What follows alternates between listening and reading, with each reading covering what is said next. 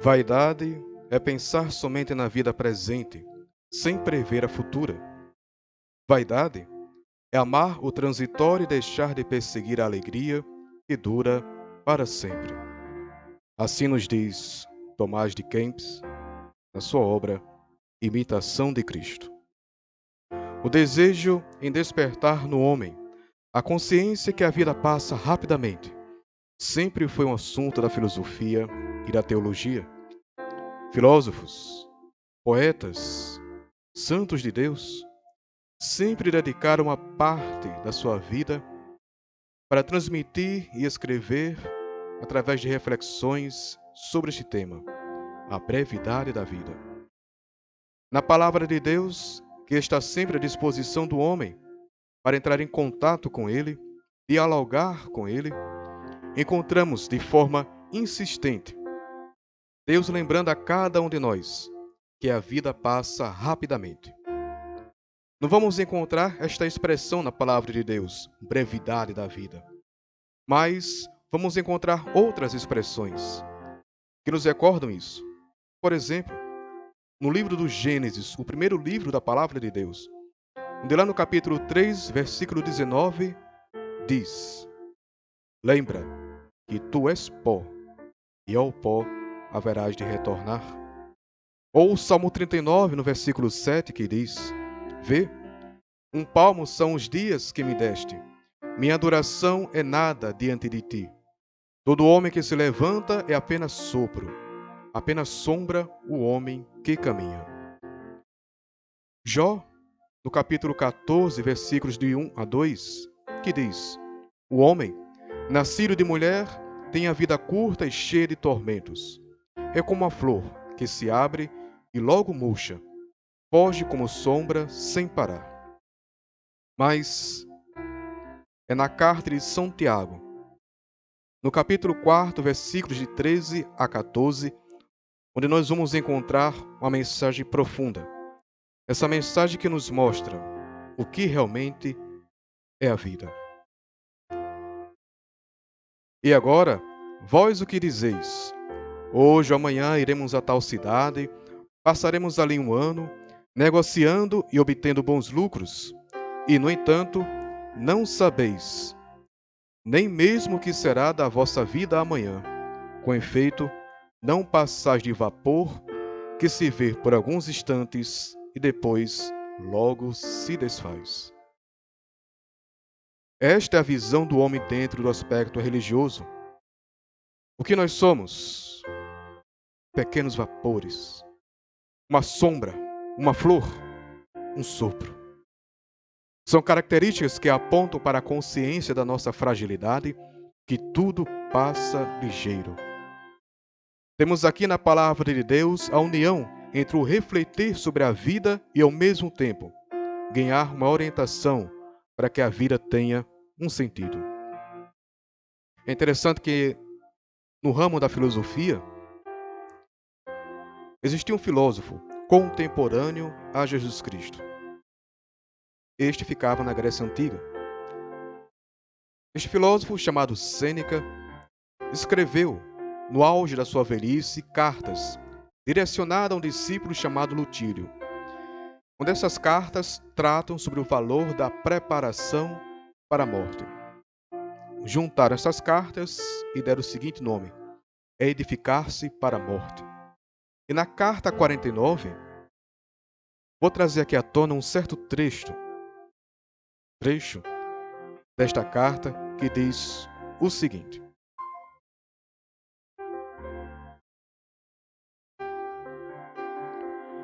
Agora é uma grande porção da nossa existência, cuja brevidade, devemos pensar, um dia se esgotará. Antes, o tempo não me parecia tão fugaz.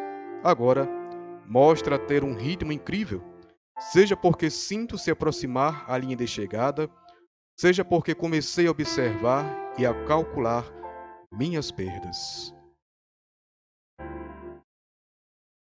Aproveitar o tempo presente, aprendendo. O que edifica é o ensinamento que Sêneca tira e propaga na sua velhice. Quando este pensador, no auge dos seus 72 anos de idade, começou a observar e a calcular suas perdas, sendo movido pelas suas lembranças e até mesmo remorsos, nos mostra que ele está olhando para trás e vendo quantos momentos foram perdidos com pessoas que não valiam a pena, com situações, preocupações desnecessárias, divertimentos que não ficaram nada. Mas, se até os pagãos reconhecem a necessidade de se preparar para uma boa morte, que a vida está passando com toda a velocidade, os santos iam além. Os santos da nossa igreja sempre tiveram esta consciência sobre a brevidade da vida. Sempre tiveram a preocupação em estar a cada minuto da vida próximo de Deus. E não perder Deus de vista devido a um auto egoísta. Na obra Preparação para a Morte, de Santo Afonso Maria de Ligório, santo do século 17 e 18, dedica toda a sua obra para conscientizar que a vida já está passando e por isso a necessidade de estar sempre preparado para a morte que pode chegar a qualquer momento. No tópico que o santo trata sobre o tempo, o mesmo afirma: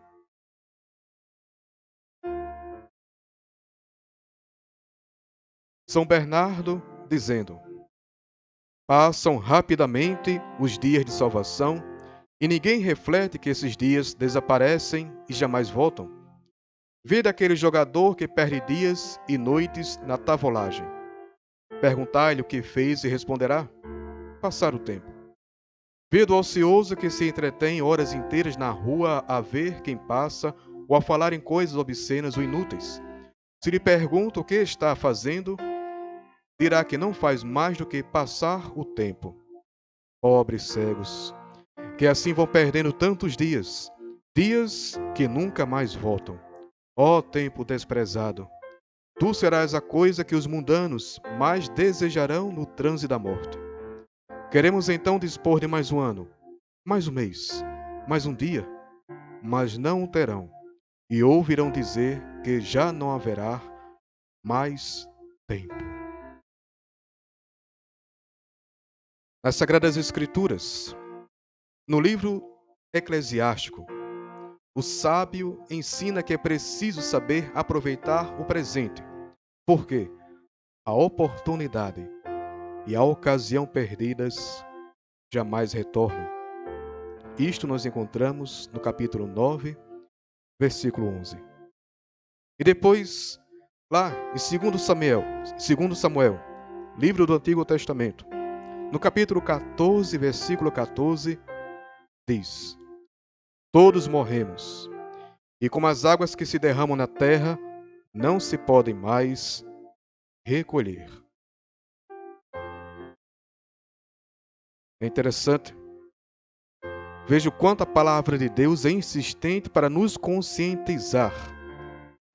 Podemos dizer que a palavra de Deus é uma filosofia que vem das alturas, ensinando que serão as lembranças ou os remorsos que ficarão registrados em nossa memória. Eu, Padre David Ângelo, rezo para que na sua vida possa prevalecer muitas lembranças e poucos remorsos. Jesus Cristo sempre teve esta consciência da vida. A sua forma como conviver com as pessoas, sempre fazendo o bem, amando, perdoando e ensinando a todos o valor de estar sempre em busca de Deus, de reconhecer que basta o hoje e que o amanhã é uma criação da imaginação. Saber o valor de estar unido a Deus, buscando ser uma melhor pessoa na busca de querer estar com Deus, eternamente com Deus. Era essa a consciência que a vida é um vapor, uma sombra que acaba quando surge a ausência de luz que levava Jesus Cristo a viver intensamente, saindo de povoado em povoado, casa em casa, superando todas as incompreensões que teve que enfrentar diariamente, para justamente dar vida à vida daquelas pessoas e que chega a cada um de nós.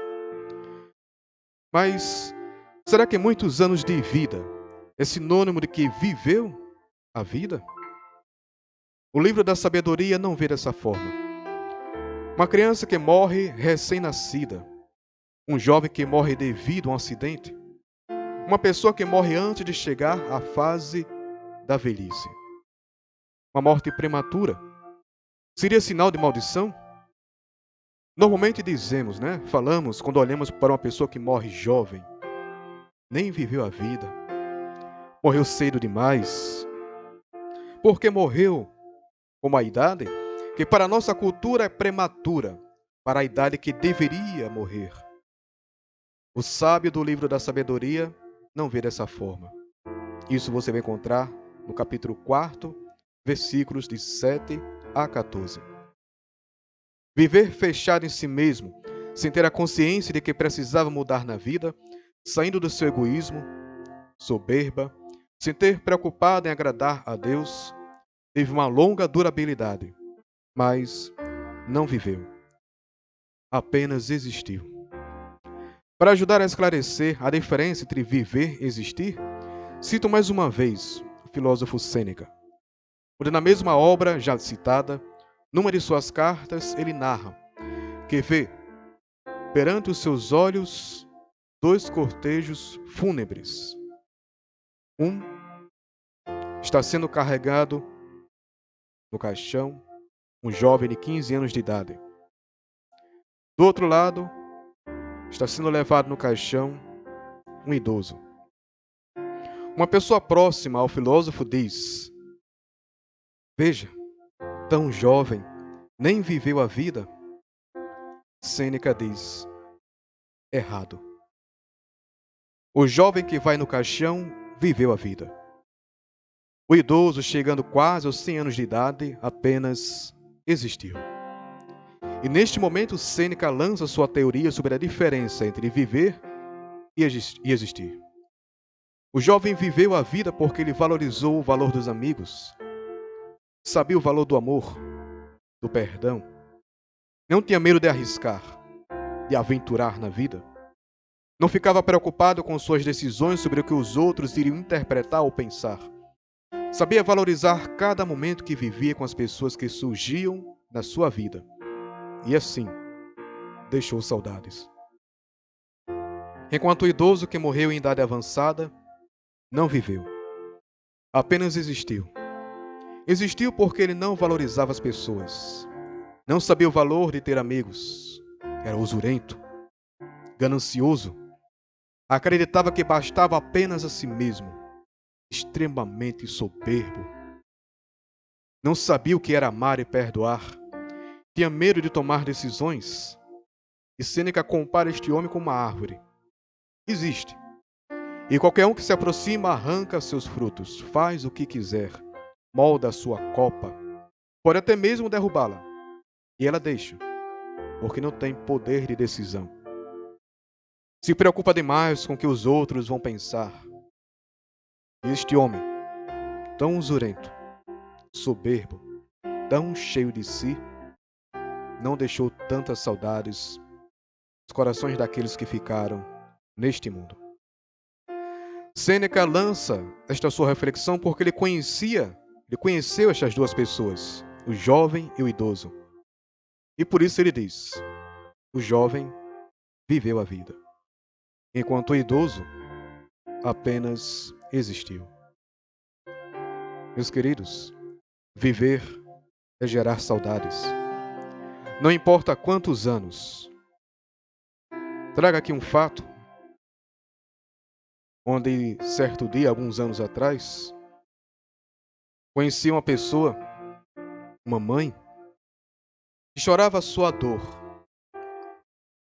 onde, natural de um casal, né? O desejo de ter seu primeiro filho, e eis que ela consegue, quase chegando já aos 40 anos de idade. Mas, certo dia sai para o trabalho e deixa sua criança com a babá, que nesse período tinha quase 2 anos de idade.